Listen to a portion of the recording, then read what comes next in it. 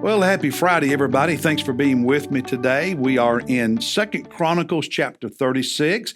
I also want to remind you that this Sunday evening at First Baptist Church at 5 p.m. is the Christmas program by our children's choir. So that's this Sunday, December 8th, 5 p.m. Our children's choirs, you don't want to miss it, 5 p.m.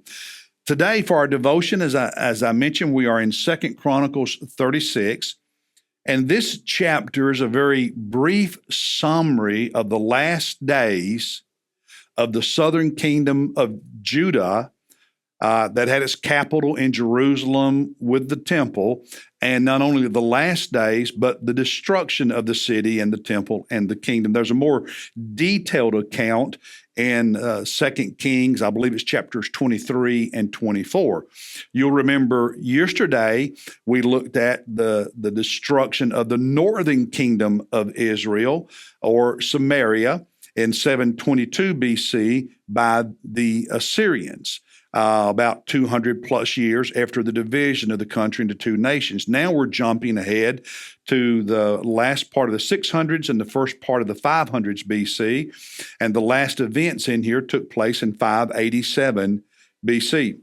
And it picks up with the death of Josiah, who was the last godly king in the southern kingdom. Now, the southern kingdom had a few godly kings, but it had a whole lot more evil kings. Just like the north had only evil kings, the south had mostly evil kings. And Josiah dies, and then to the end of Zedekiah is about 22 years, give or take. And Josiah's son Jehoaz, or also known as Jehoahaz, becomes king, rules for 3 months, and then he's deposed by the Egyptians and taken to Egypt. And his brother, Eliakim, becomes king, and the Egyptians change his name to Jehoiakim, and he rules for a few years, and he does evil in the sight of God.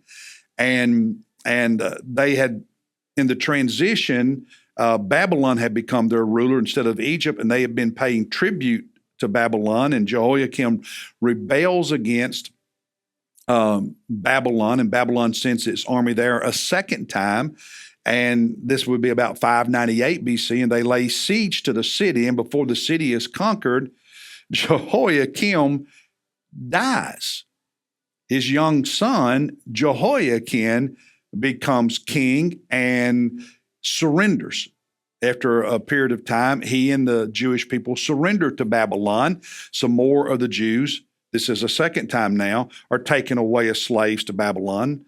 And Jehoiakim is taken to Babylon as a slave, but the Babylonian king, treats this young Jehoiakim well, treats him nicely for the rest of his life. Jeremiah tells us about that.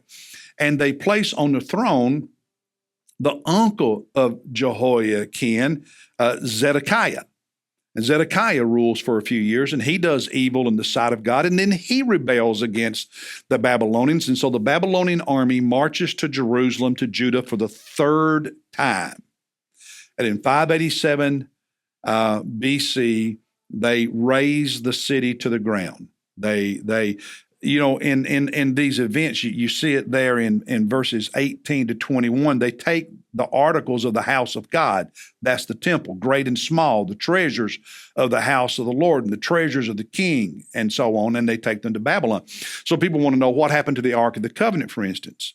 It was taken to Babylon. And we never hear of it again, probably melted down for the gold or destroyed in some way. And then when they come back in 587, because of Zedekiah's rebellion, they demolish the city. The temple is just leveled to the ground after they take all the material out of it. They burn the city. They destroy Jerusalem, and thousands of people die, and then many of the ones who survive are carried away as slaves to Babylon in exile until Persia defeats Babylon and allows the Jewish people to come back to the promised land and rebuild the city and rebuild the temple. And there's a tragic story. Zedekiah, who was the last king that rebelled, when Nebuchadnezzar and the Babylonians captured the city, they capture Zedekiah and his family. And they hold Zedekiah, and he has to watch as the Babylonians execute, murder, kill his family. Then they put out his eyes. So the last thing Zedekiah saw was the Babylonians killing his family as punishment for his rebellion. And then they take him to Babylon as a blind slave where he will die. Now that's the story, that's the history of this chapter. See, one of the things about the Bible that people sometimes don't think about, compared to a lot of other world religious literature, is the Bible was not somebody sitting down and just writing some theology, writing some philosophy. This is lived stuff. It's God at work in the lives of people. And therefore, to understand some of what the Bible teaches, you have to know some of the history, because it's not just a philosophy. It's not just a theological treatise.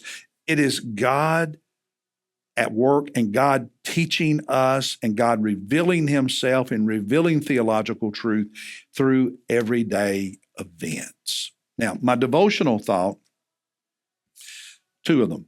The last 3 weeks, we've looked at an overview of the history of Israel. Started with King Saul, then we went back to God establishing them as a nation when Moses led them on the Exodus from Egypt, and then get Joshua into the Promised Land.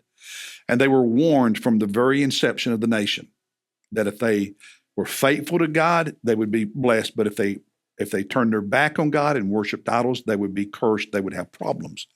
And we saw that repeated over and over and over for, put my thinking cap on, 622, for about 550 years after the death of Solomon. For about 750 to 800 years after the time of Moses. The nation there's a pattern over and over, and it troubles us. Why do people not listen to God? I mean, verses 15 and 16, the Lord, the God of their fathers, sent word to them again and again, and we could say again and again and again and again and again, by his messengers. During the events of chapter 36, Jeremiah was one of the prophets, because he had compassion on his people and on his dwelling place. Because of God's love for the Jewish people and the land, he continued for centuries to send prophet after prophet after prophet after prophet to warn them, and they refused to listen until, verse 16, they continually mocked the messengers of God, despised his words, scoffed at the prophets until, notice this, until the wrath of the Lord arose against the people, until there was no remedy. It got to the point God said, that's it. Jesus talked in the New Testament about the unpardonable sin. Someone saying no to God so many times, their heart becomes so hard they can't say yes. See, if you're someone who keeps telling God no, that's dangerous, because you may say no so many times that you're never able to say yes. And that's scary. Scary. So always say yes to God. It's dangerous to say no. Say yes. There's blessings when you say yes. And if there are people in your life you worry about because they're not living for Jesus, get on your knees and pray hard and pray hard and pray hard and pray hard that they never reach the place they cannot say yes. Well, that's the devotion for today.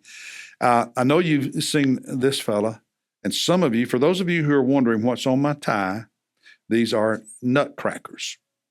I like nutcrackers. Merry Christmas, everybody. See you in church Sunday morning all of our worship services, Sunday night, the children's choir, and then Monday as we jump over to the book of Psalms and read Psalm 141. Merry Christmas and have a great week.